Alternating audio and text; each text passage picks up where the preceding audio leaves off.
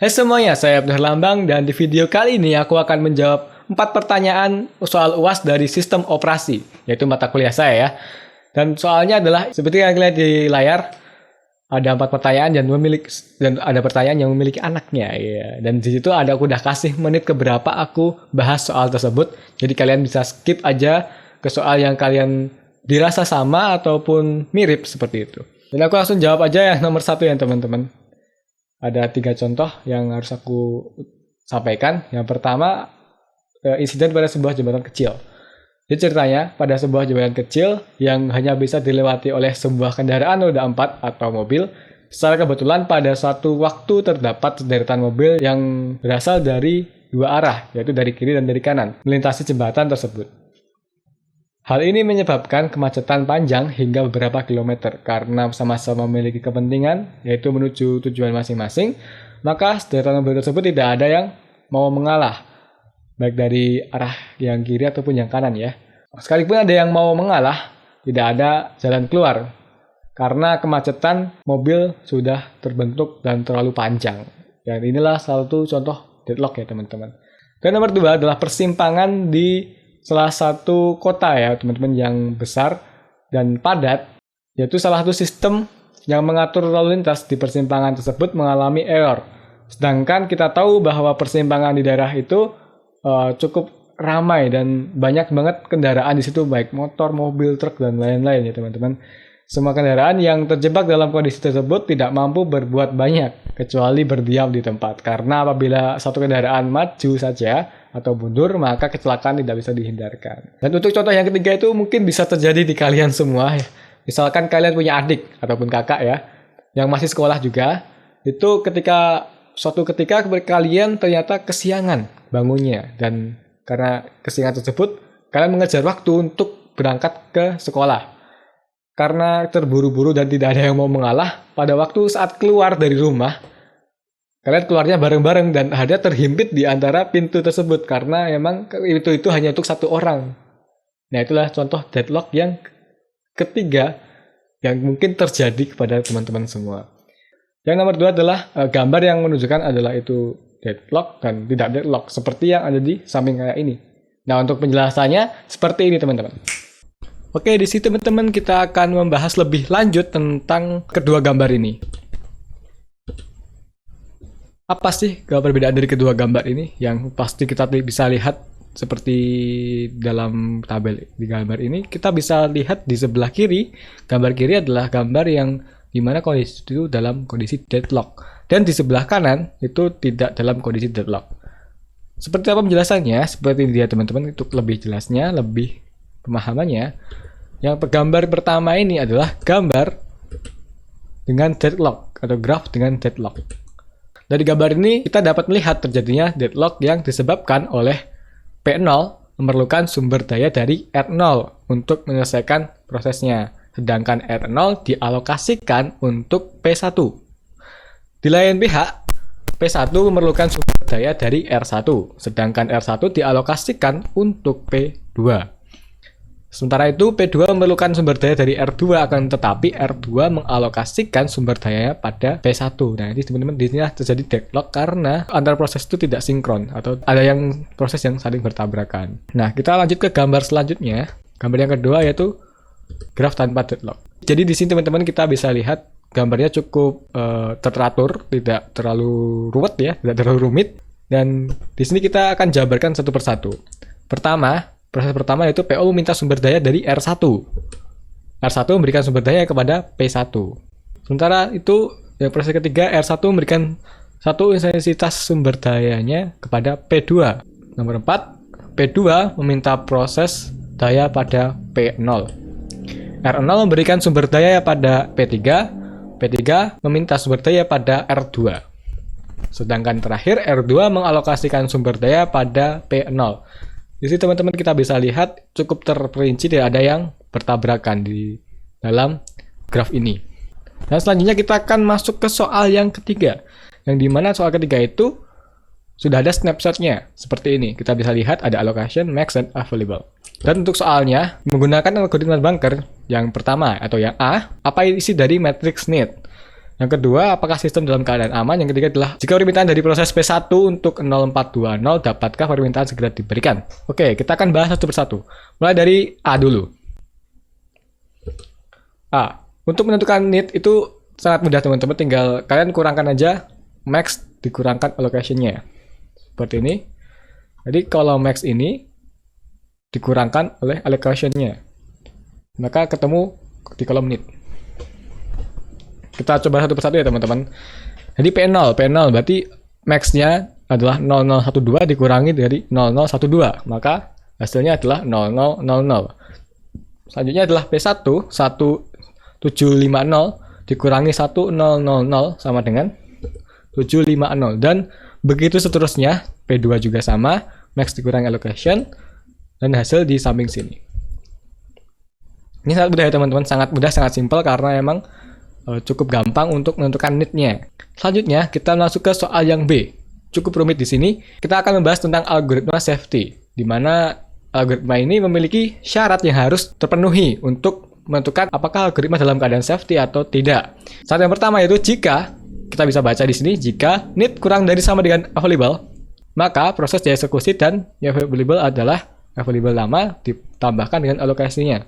Selain itu, jika syarat pertama ini tidak terpenuhi, maka tidak ada proses yang dieksekusi untuk kedepannya. Di sini kita bisa lihat teman-teman, ini tabel yang tadi sama. Ini adalah rumusnya tadi atau persyaratannya. Pertama P0 kurang dari sama dengan available. Maka karena syaratnya terpenuhi, akan muncul new available 1532, yaitu penjumlahan dari available ditambah alokasinya. Karena P0 terpenuhi, maka alokasinya dikeluarkan untuk ditambahkan menjadi new available-nya di sini. Dan selanjutnya yaitu P1 dibandingkan ternyata syaratnya terpenuhi, maka new available-nya dijumlahkan. Begitupun proses 2 dan proses 3 karena syaratnya sama terpenuhi, dan proses 4. Ini teman-teman, kebetulan di dalam algoritma ini semua proses berjalan dengan lancar dan tanpa ada deadlock, dan urutannya pun semuanya lancar dari P0 sampai P4. Maka dari itu algoritma ini dinyatakan safety. Dan selanjutnya teman-teman, kita akan lanjut ke yang C. Yang C adalah permintaan dari proses P1 untuk 0420, dapatkah pemerintahan segera diberikan? Untuk pertanyaan ini ada beberapa syarat yang harus dipenuhi. Yang pertama adalah permintaan ini kurang dari sama dengan need. Syarat yang pertama. Syarat yang kedua adalah permintaan kurang dari sama dengan available. Yang ketiga, ketika dikurangkan dengan available, hasilnya tidak ada yang negatif. Jika tidak ada yang negatif, maka permintaan segera diberikan. Kalau misalnya ada yang negatif, berarti permintaan tidak bisa diberikan. Seperti itu. Lalu kita akan buktikan, coba dalam persyaratan ini kita akan coba masukkan angkanya. Yang pertama, permintaan kurang dari need. Permintaannya di sini kurang dari need. Need tadi P0 di sini ternyata terpenuhi. Dan syarat yang kedua, permintaan kurang dari sama dengan available. Kita lihat di sini permintaannya, available-nya di sini karena ini di sini ya. Itu terpenuhi. Dan yang terakhir, ketika dikurangkan tidak ada yang negatif, maka hasilnya terpenuhi. Pertanyaannya, permintaan dari P1 ini apakah dapat segera diproses atau bisa diberikan? Jawabannya adalah bisa, seperti itu teman-teman ya. Kita lanjut ke soal yang ini. Mengetahui back fault atau beberapa banyak back fault yang terjadi dengan skenario 3 dan 4 frame. Di sini aku udah siapin pertama dari LRU replace, dan datanya udah aku masukin teman-teman di sini ya. Ada 3 frame dan 4 frame. Kita mulai dari 3 frame ya. Karena di sini masih kosong dan ada data masuk, maka data dimasuk di sini dan dinyatakan fault. Dan data selanjutnya karena data sebelumnya sudah ada, maka dimasukkan. Dan data 2 ini belum ada di memori, maka data ini perlu dimasukkan. Itu data fault. Seperti itu, sama seperti itu sampai data yang ketiga juga sama seperti itu. Ya, di sini kita mulai menggunakan LRU yang sebenarnya atau replacementnya. Di sini karena LRU atau last yang terakhir dipakai adalah angka 1, maka angka 1 ini digantikan oleh angka 4, ditukar. Dan lainnya nilainya sama, maka nilainya adalah false. Selanjutnya adalah angka 2 masuk ke dalam memori. Ternyata 2 sudah ada, maka tinggal plus aja 4, 2, 3. Dan ini tidak bernilai false. Dan selanjutnya adalah masuk nilai 1. Di sini kita lihat teman-teman, di tiga ke depan yang paling lama diakses yaitu angka 3. Maka yang digantikan adalah angka 3. Setelah itu ditulis normal 4, 2, 2 dan 1. Maka ini bernilai false. Selanjutnya angka 5 masuki memori. Jika kita lihat ke depan dari angka ini 421, data yang terakhir kali diakses yang sudah lama diakses yaitu 4. Maka 5 ini menggantikan 4, 5, 2 dan ini bernilai false. Selanjutnya ada data 6 angka atau PEX 6 masuk. Nah, kita lihat ke depan, ternyata 2 adalah memori yang paling lama diakses. Itu berarti 6 menggantikan posisi 2. Dan seperti itu polanya sampai kita ke paling akhir.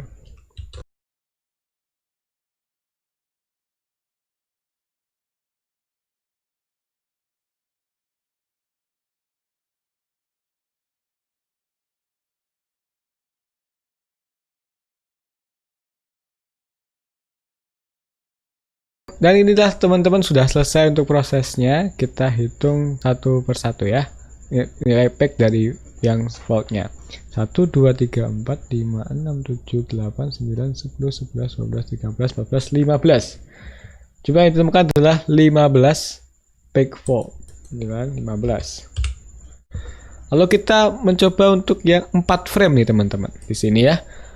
Sama seperti 3 frame, cuma ini framenya lebih banyak atau memorinya lebih luas atau lebih banyak untuk penampungannya.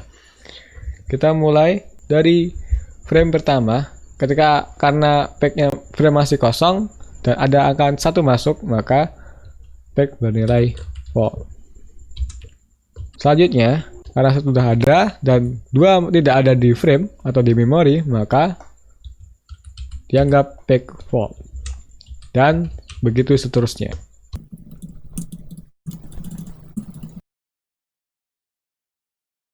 Di sini teman-teman ada PEX 2 masuk dan ternyata di dalam memori sudah terdapat angka 2.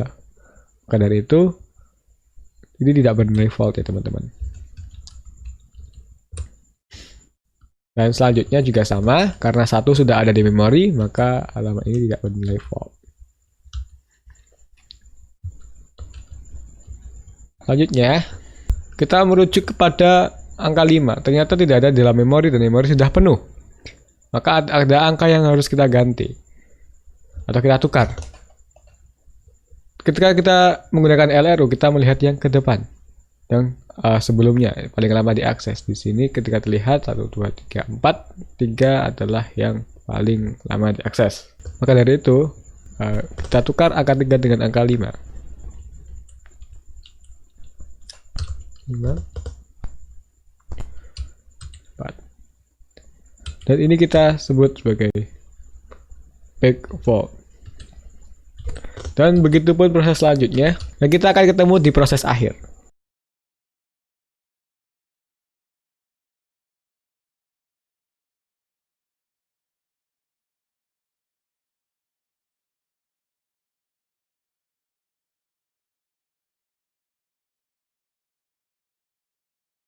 Proses sudah selesai, kita akan mencari back fault. Kita akan menghitung ya.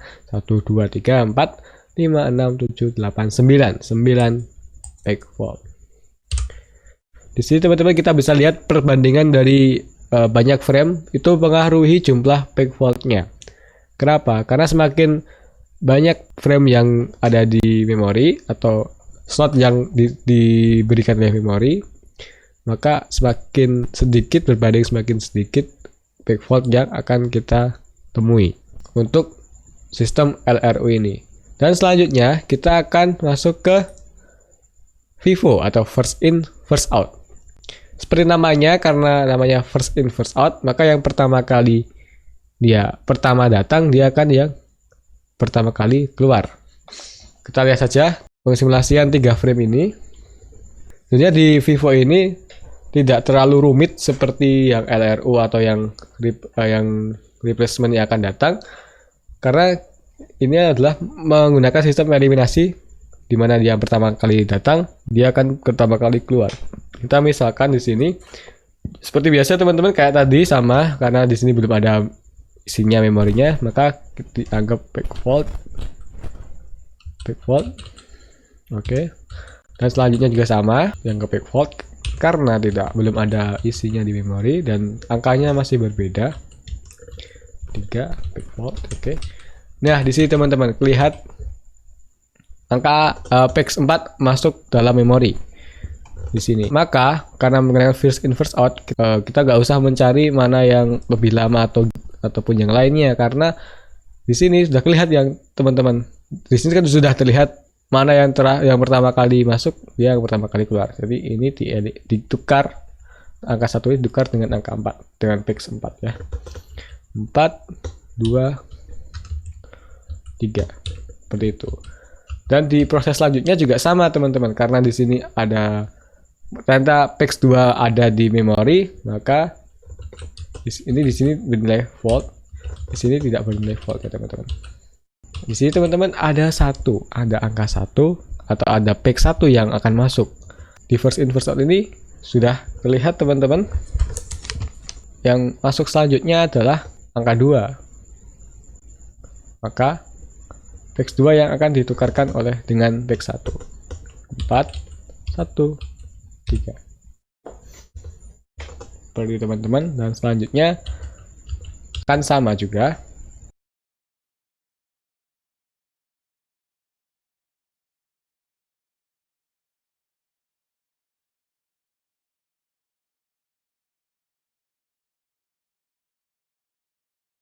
Tick 6 1 3 backfault. Di sini teman-teman kita bisa lihat mana yang backfault. 1 2 3 4 5 6 7 8 9 10 11 12 13 14 15 16. Ada 16 backfault ya teman-teman. 16 backfault, dan kita masuk ke yang 4 frame. Apakah lebih sedikit atau lebih banyak? Nah, kita akan buktikan. Frame pertama karena kosong, yaitu diisi dengan PEX 1, maka bernilai backfault. Dan selanjutnya sama, karena di memori belum ada angka 2, maka backfault. Di sini teman-teman kita lihat PEX 2 sudah ada di memori, berarti ini bukan backfault ya teman-teman. Jadi 1 2 3 4 tetap sama. Dan selanjutnya karena 1 sudah ada di memori juga, kita langsung tulis aja 4 2. Nah, di sini teman-teman kita bisa lihat mana yang akan kita ganti. Kita lihat di sini 1 itu adalah PEX yang pertama kali masuk ke memori, maka itu yang akan ditukarkan oleh PEX 5. 5 2 3 4. Seperti itu teman-teman. Ini adalah backfault. Dan kita akan lakukan proses seperti ke selanjutnya. Kayak di sini adalah 6, karena setelah 1 adalah 2 yang masuk di dalam memori. Maka dari itu digantikan oleh 6. 5 6 3 4. Dan inilah backfault. Dan proses ini akan diulang begitu sampai akhir, dan kita akan ketemu di akhir pemrosesan ini.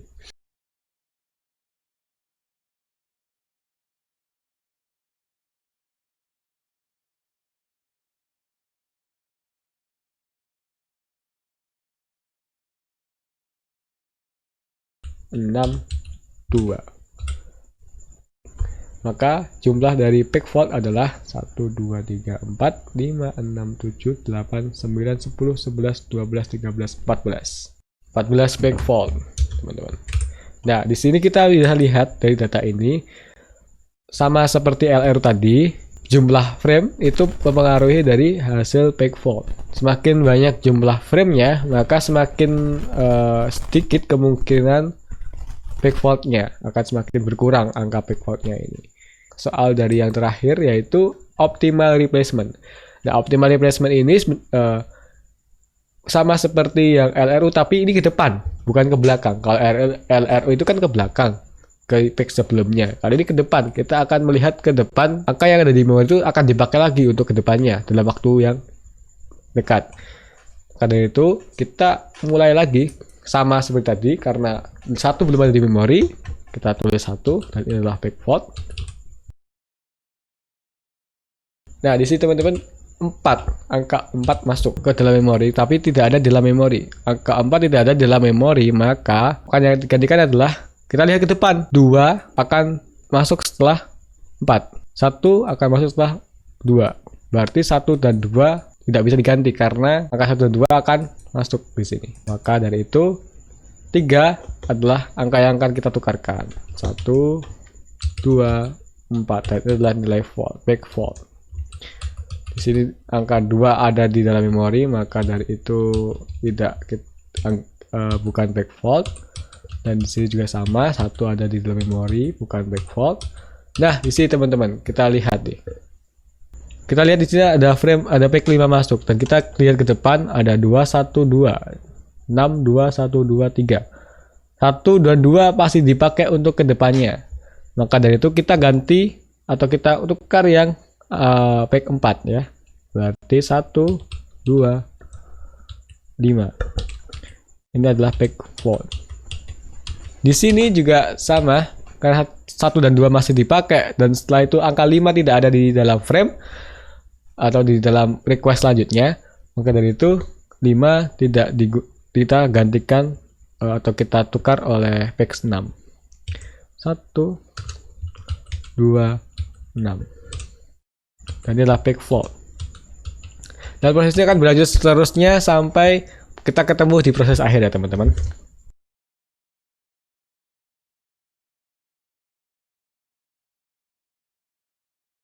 Teman-teman, kita bisa hitung 1, 2, 3, 4, 5, 6, 7, 8, 9, 10, 11 peg fault. Selanjutnya kita pakai 4 frame seperti biasa, sama kayak framenya masih belum terisi. Adalah peg fault. 4 peg fault. Nah teman-teman, angka 2 dan 1 di depannya masih ada dalam memori, maka dari itu ini bukan peg fault.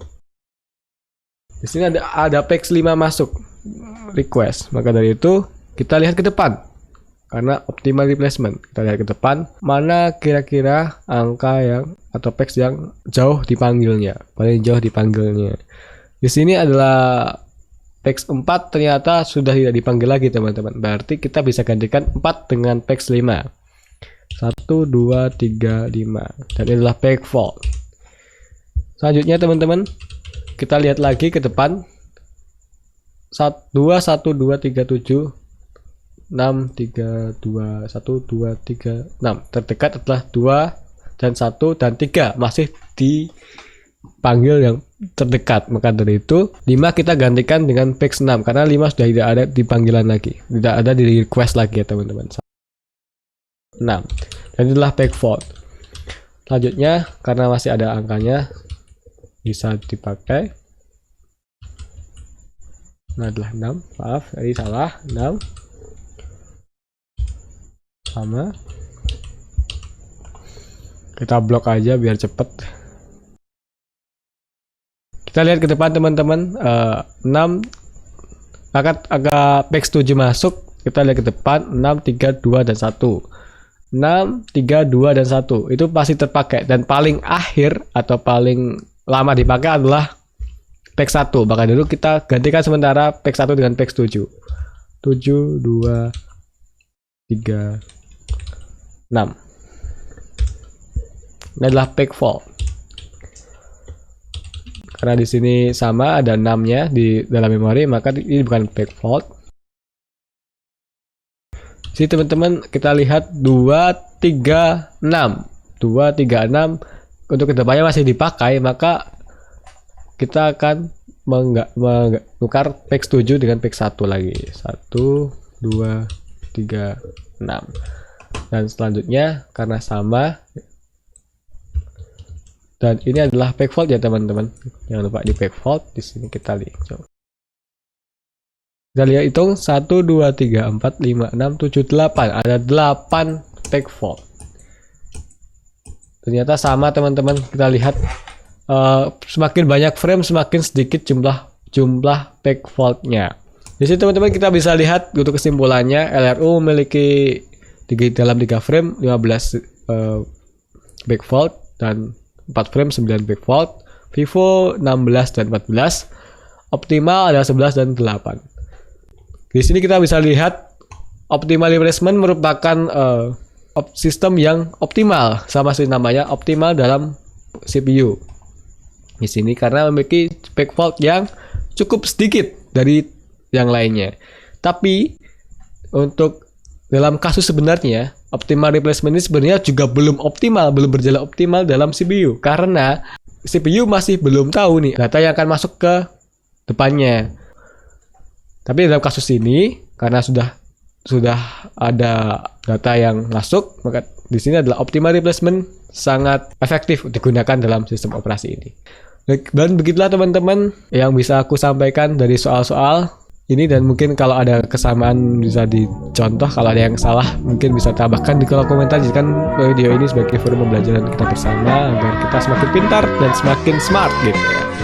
Dan seperti biasa saya Abdul Labang, and see you next video. Bye.